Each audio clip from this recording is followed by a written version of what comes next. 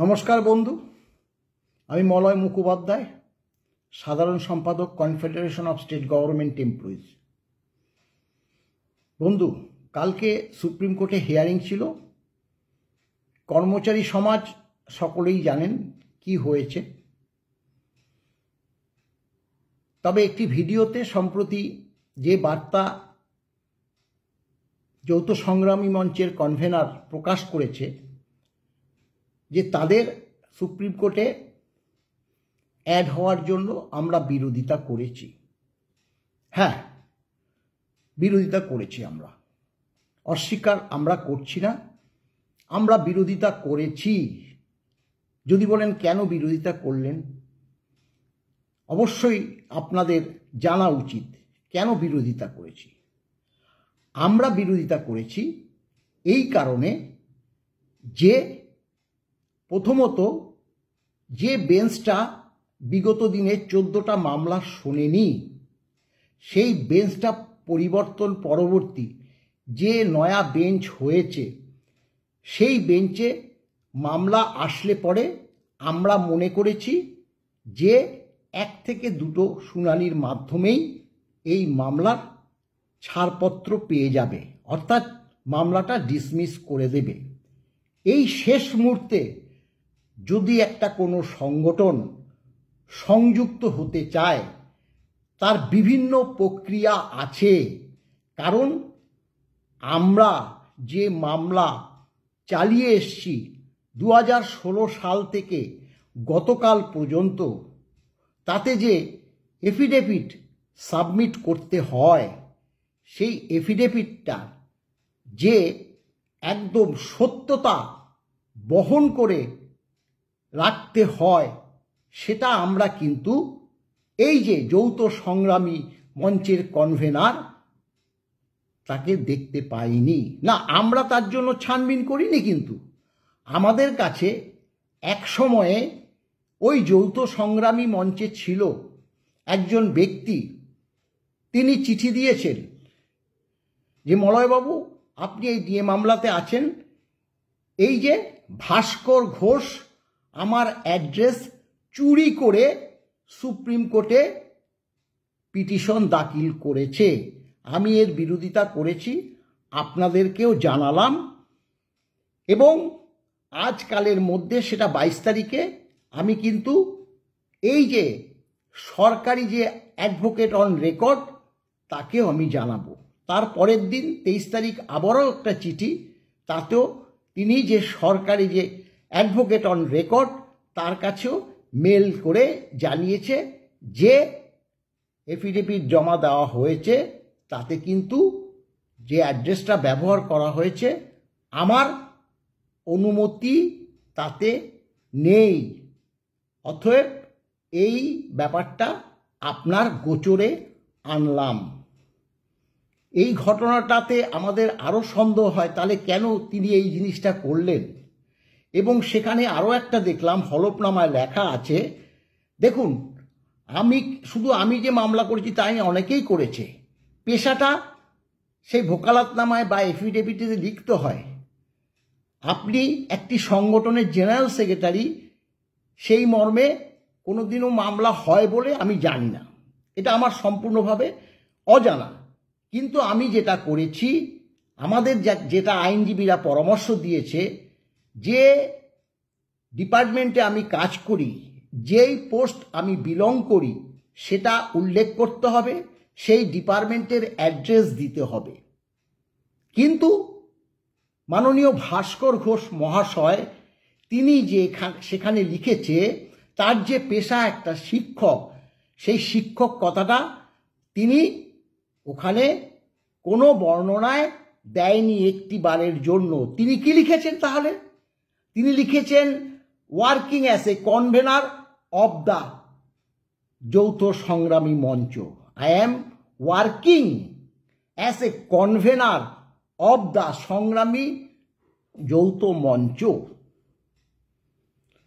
সেক্ষেত্রে আমরা ভাবলাম এই ধরনের এত ভুল কেন তিনি করবেন? তাহলে কি মামলাটা দীর্ঘ থেকে আরো দীর্ঘতর করার একটা চক্রান্ত চলছে? আমরা আগের দিন খুব সকালেই দিল্লি পৌঁছে গিয়েছিলাম।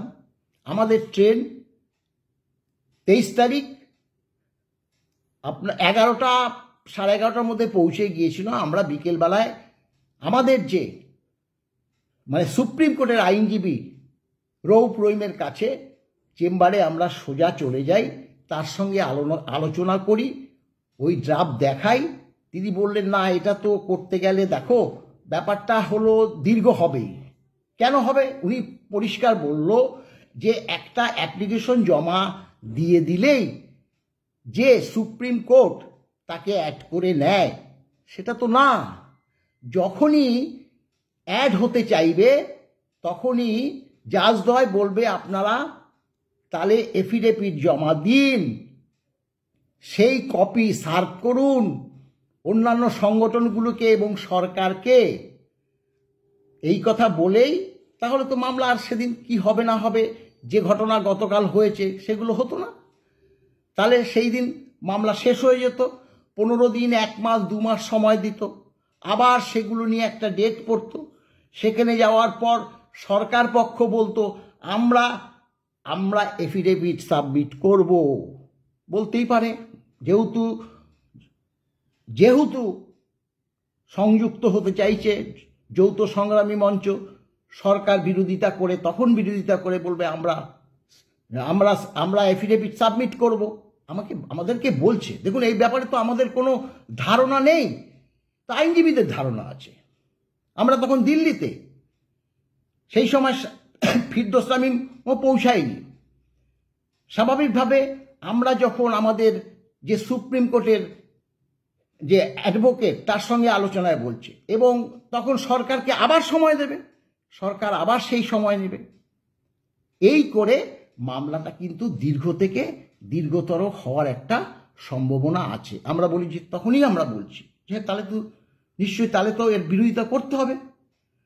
আমরা বলেছি, আপনারা বলুন।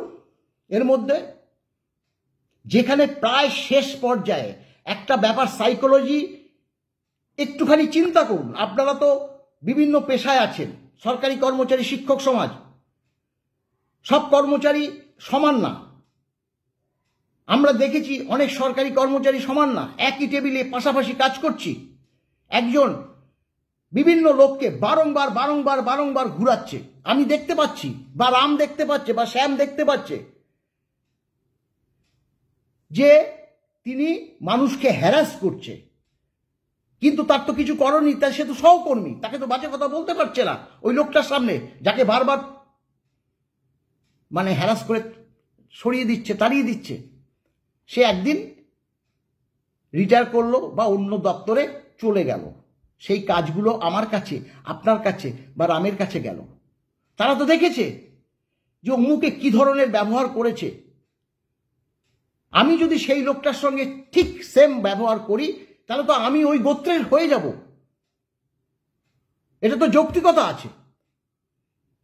অতএব মামলাটা আমি শুনবো, ওই লোকটার কাজটা আমি করে দেব, ওই লোকটার কাজটা রাম করে দেবে, শ্যাম করে দেবে।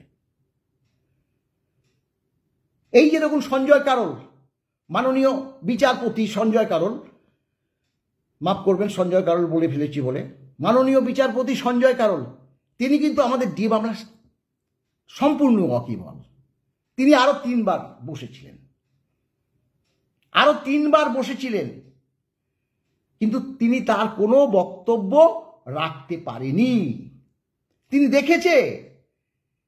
দেখেছে যে বিভিন্ন সময় ডিএ মামলা উঠেছে, কিন্তু মামলা শোনা হয়নি। তিনি বাদিকের চেয়ারে বসেছিলেন, কারণ তিনি তখন দ্বিতীয় জাজ হিসাবে ছিলেন। ডিভিশন বেঞ্চের একজন প্রধান থাকে, দ্বিতীয়জন বাদিকে বসে থাকে, দ্বিতীয় ব্যক্তি থাকে, সেটা সবাই জানে। তার কথা কিচ্ছু শোনা হয়নি। এই একটা সাইকোলজি কিন্তু আমাদের মনে না, এটা স্বাভাবিক, যে ওর দোষটা আমি কেন নেব। 14 বার শুনানি, এক ফোঁটা মামলাটা শুনলো না, আমি কেন শুনবো না? এবং আপনি দেখুন, তিনি বলছেন অমুকে বিরোধিতা করলো, তমুকে বিরোধিতা করলো, সরকার পক্ষ বিরোধিতা করলো না, তাহলে আমাদের অনুমান সত্যি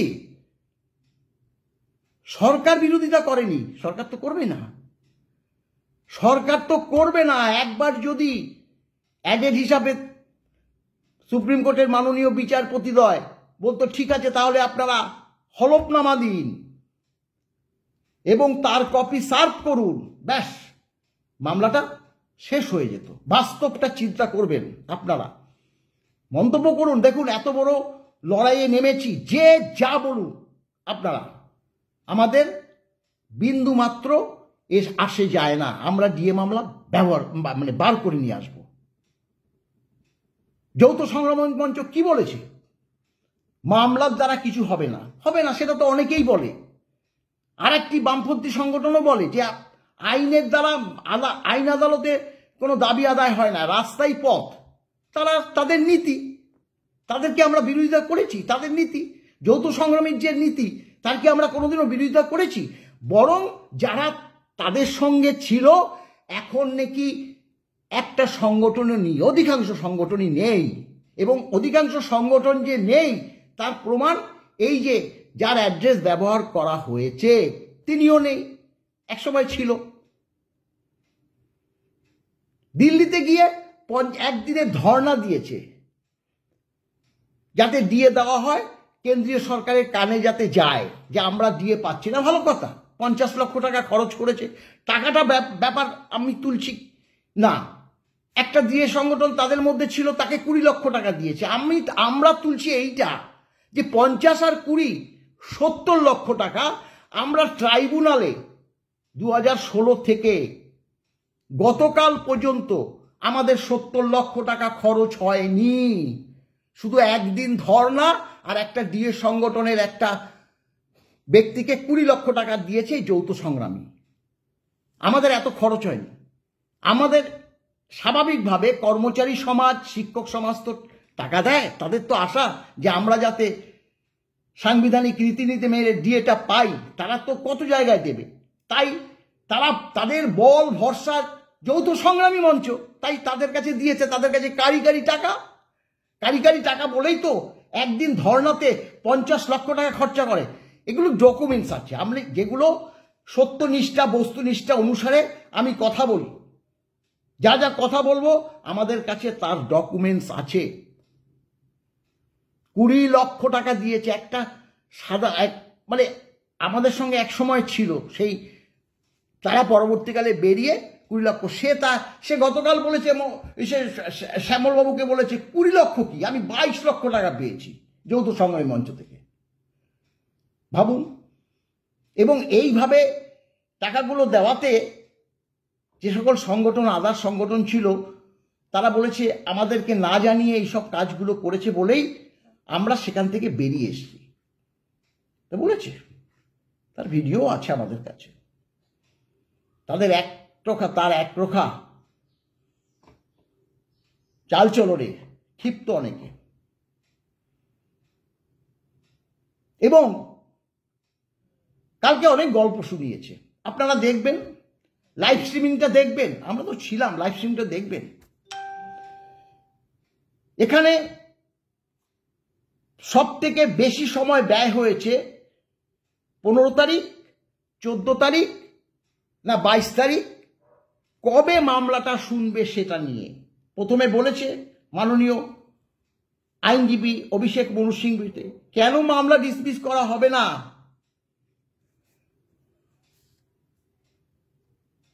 কেন আপনাদের মামলা ডিসমিস করা হবে না সেইটা বলুন। ডিএ তো legally enforceable right, fundamental right. বলো 40,000 কোটি টাকা খরচ হবে, কেন্দ্র দেয় না, আইন নেই, এইসব কথা, পুরনো কথাগুলোই বলেছে, কর্ণপাত করেনি, আর কর্ণপাত করেনি।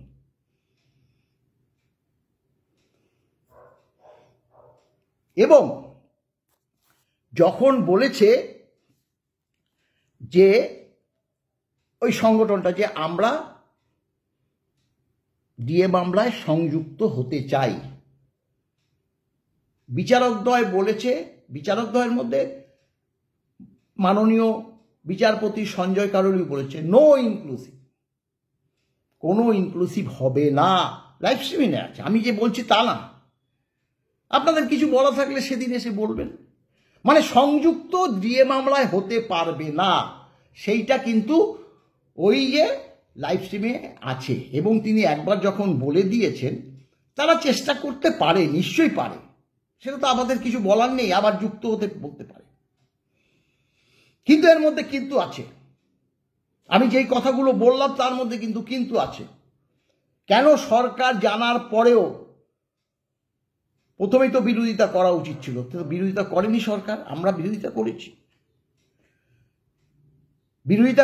ডিএ মামলাটা আরো দীর্ঘ থেকে দীর্ঘতর হওয়ার সম্ভাবনার কারণেই আমরা বিরোধিতা করেছি।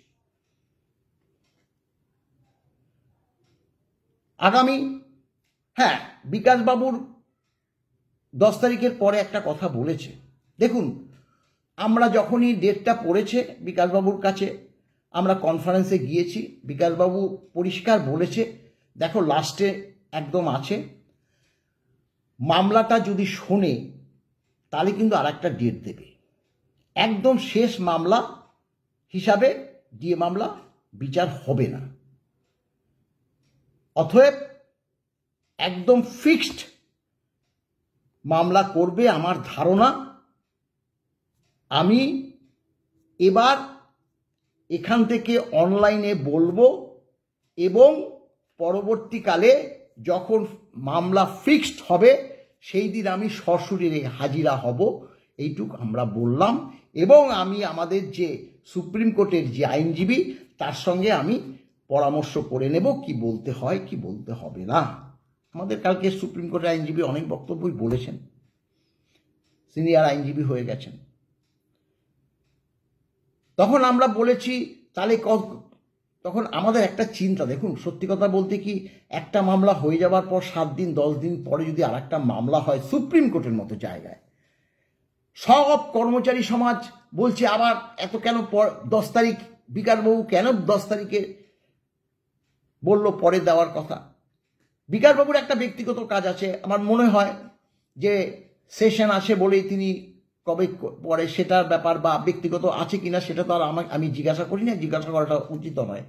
তবে আমরা বলেছি যে দাদা এই ব্যাপার অন্তত 10-12 দিন আমাদের একটু সময় চাই, কারণ আমরা তো আবার কর্মচারী সমাজের কাছে হাত পেতে আমাদের টাকাটা জোগাড় করতে হবে, একটা খরচ। তাই আপনি যদি কালকে ডেটটা বলে তাহলে আপনি একটু কয়েকটা দিন সময় চেয়ে আপনি ডেটটা ফিক্সড করবেন, এই কথাটা আমরাও বলেছি। শুধু যে বিকাশবাবুর দোষ তা না, আমরাও বিকাশবাবুকে বলেছি যে আমাদের যাতে একটুখানি আমাদের কাছে টাকার যে সংস্থান আমাদের করার সময়টুকু আমরা চাই। এটা আজকে বলতে হচ্ছে বহু খরচ, আমরা ধরুন একদিনে 50 লক্ষ টাকা খরচা করতে পারি না।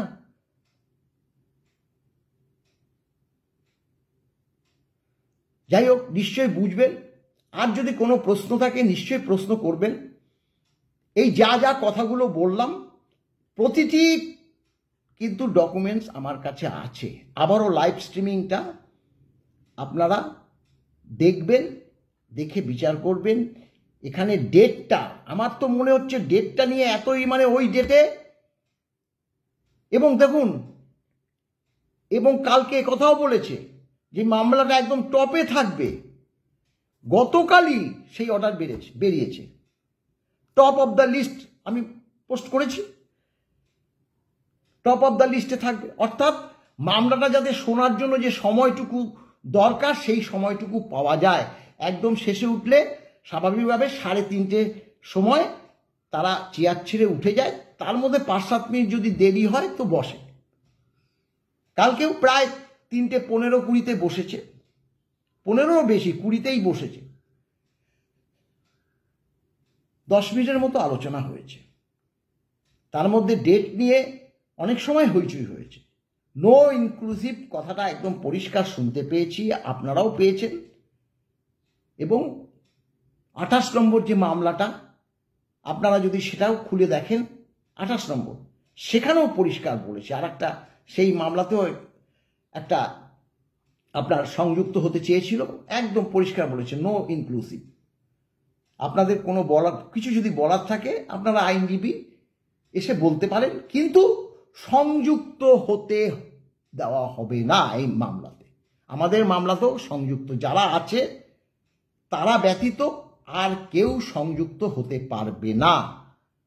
এবার তারা চেষ্টা করবে, বড় বড় অনেক কথা শুনেছিলাম, সে আমেরিকা থেকে আইনজীবী নিয়ে এসে তিনি দায়িত্ব নিয়ে সেই মামলার, তিনি মামলার ডেট এগিয়ে নিয়ে আসবেন। মামলাটা যখন 3 মাস সময়টা দিয়ে দিল, তখন তিনি সেই ইনফরমেশন আছে, আমরা অ্যাড হচ্ছি, আমরা মামলাকে এগিয়ে আনবো, ডিএ মামলাটা আমাদের হাতে নিয়ে আসতে হবে, নাহলে এই মামলা সুরা হবে না।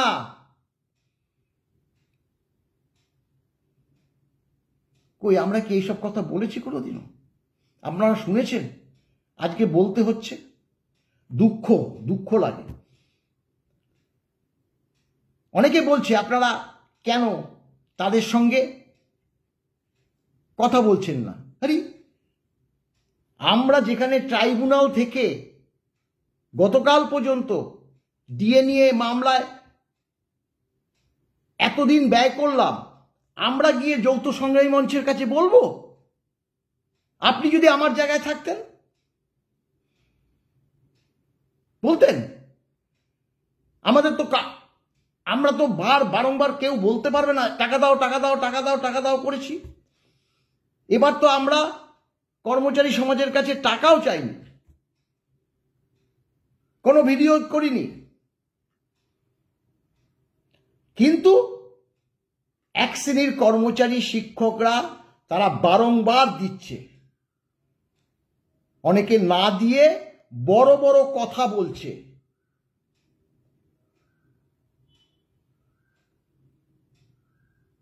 যারা একদম কন্ট্রিবিউট করেনি তারাই কিন্তু বেশি বড় বড় কথা বলে, আর না হলে তারা ব্যাপারটা ফোন করে জানতে চায়, মলয়বাবু কি হলো ব্যাপারটা, এটা কেন আজকে বললাম। অনেকেই জানতে চেয়েছে, তাদেরকে বলেছি দাদা এই এই এই এই এই ঘটনা, আমরা কি অন্যায়টা করলাম।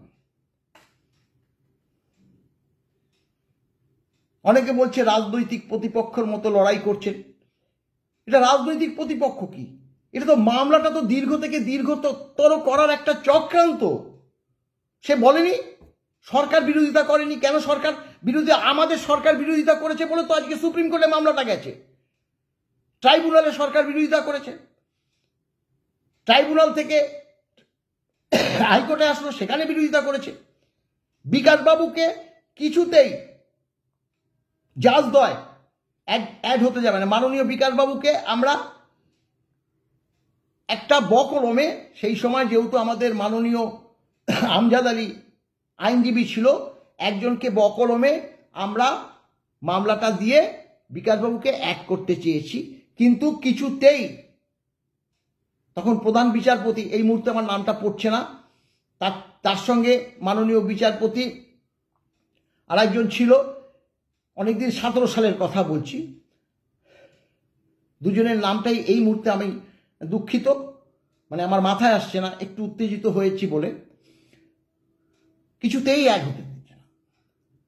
4টে হিয়ারিং হয়েছে, 4টে, একটা না 4টে হিয়ারিং, তবুও না। শেষমেশ মাননীয় বিকাশবাবু বহু পুরনো একটা অর্ডার নিয়ে এসেছিল যে মামলা শুরু থেকে, মামলা যখন উঠবে আর কি, সেই সময় যদি কোনো সংগঠন বা কোনো ইন্ডিভিজুয়াল কর্মী, সরকারি চাকরিরত, তারা যদি সংযুক্ত হয় তাহলে ডিসক্রিমিনেশন পাওয়ারে বিচারকরা তাকে সংযুক্ত করতে পারে। সেই অর্ডারটা দেওয়ার পর তাকে অনুরোধ করেছে বিকাশবাবুকে, তারপর 4 বার পরে হয়েছে। পরিষদ সংযুক্ত হতে চেয়েছিল, ওখানে অনেকেই আছে, পরিষদও বলতে পারে, আমাদের কেউ তখন বিরোধিতা করেনি। হাইকোর্টের হরিশ ট্যান্ডনের যখন মানে চলছে রানিং, যেটার পরিপ্রেক্ষিতে সুপ্রিম কোর্টে মামলা গেছে, হরিশ ট্যান্ডনও কিছুতেই অ্যাড করবে না, পরিষ্কার বলছে না, কিছুতেই অ্যাড হবে না। একবার না দুবার, তখন বারবার আসছে দেখে তখন হরিশ্চন্দ্র বলছে মামলা সরকারের, এজি যদি বলে তাহলে আমি ভেবে দেখব, আধ ঘন্টা মুলতুবি থাক, এজি অন্য অন্য মানে 1 নম্বর বেঞ্চে রয়েছে, তিনি আসুক, তিনি কি বলে তারপর দেখা যাবে। শুনানি বন্ধ হয়ে গেল। এই যে কথাগুলো বলছি একটা সংগঠনের পরিপ্রেক্ষিতে তো বলছি, এর মধ্যে বিন্দু মাত্র যদি অসত্য থাকে নিশ্চয়ই সংগঠনটা বলবে মলয় তুমি যেটা বলছো এটা ভুল বলছো। এই যে আধ ঘন্টা পরে আসলো, মাননীয় এজি ছিল তখন সৌমেন মুখোপাধ্যায়, একদম সাদাসিধে নিপাট ভদ্রলোক মুখোপাধ্যায়, জিজ্ঞাসা করলো মাননীয় বিচারপতি হরিশ ট্যান্ডন, মিস্টার মুখার্জি এই সংগঠনটা তো অ্যাড হতে চাইছে, আপনি কি বলেন, আপনারা তো মামলা নিয়ে এসছেন। বলে দেখুন এটা তো সরকারি কর্মচারী সংগঠন, যারা মামলা করেছে তারাও ডিএ পাবে, এরাও ডিএ পাবে, যদি পক্ষে যায়, যদি বিপক্ষ যায় যা পাবে না। অতএব সরকারের তরফ থেকে আমরা কোনো বাধা দেব না, তখন তাদের অ্যাড করা হলো। তাহলে দেখুন, এবং তারা কিন্তু ওখানে অ্যাড হওয়ার জন্য তারা কিন্তু আমাদেরকে কপি দিয়েছিল, সরকারকে কিন্তু কপি দিয়েছিল, কারণ কপি সার্ভ না করে কোনো সময় অ্যাড হওয়া যায় না। আমাদের যদি বিরোধিতা করতে হতো তাহলে কিন্তু ওই কপির এগেনস্টে আমরা বিরোধিতা করে আবার তাকেই করতাম, তাতে আরও দেরি হয়ে যেত, এবং হরিশ ট্যান্ডনের যে রায়টা 20শে মে 2022-এ দিত সেটা আরও দীর্ঘ থেকে দীর্ঘ হতো, আমাদের তো লাভ হতো না। লাভ লোকসানটা তো আমাদের বিচার করতে হবে, লাভ লোকসানটা বিচার করতে হবে কর্মচারী সমাজের জন্য। আমরা সেদিন করিনি। বিকাশবাবুর 4টে হিয়ারিংয়ের পরে অ্যাড হয়েছে, আর কালকে গেছে সুপ্রিম কোর্টে একদিনে অ্যাড হতে।